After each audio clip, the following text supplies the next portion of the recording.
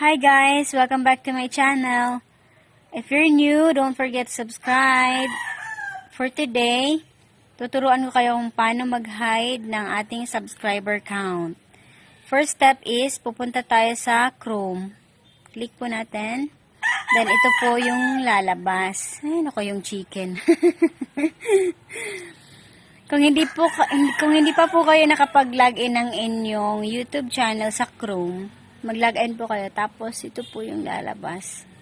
Tapos, i-click po natin yung Manage Videos. Ito po. Click po natin yan. Yung chicken, oh. Ang ingay nila, no? Chicken po namin yun. Tapos, ito po yung lalabas. And then, i-click po natin ito, itong maliit na to, ito. I-zoom in ko lang po, wait. Wait lang. Yay. Ito po, i-click po natin ito. This one. I-click po natin siya. And then, ito po yung lalabas. And then, click po natin itong channel. This one, channel. Then, ito yung lalabas. And then, click po natin itong advanced settings ito.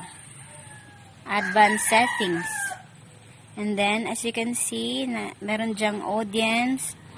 Do you want to set your channel as made for kids? Then, scroll down po natin. Meron po dito yung auto-generated captions. And then, as you can see, yung subscriber count, naka-check po siya. I-uncheck po natin siya. Uncheck na po siya. And then, save po natin.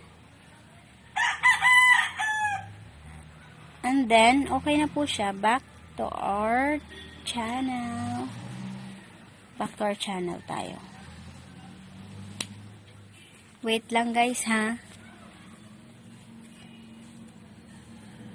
Oh, naka-hide na po siya.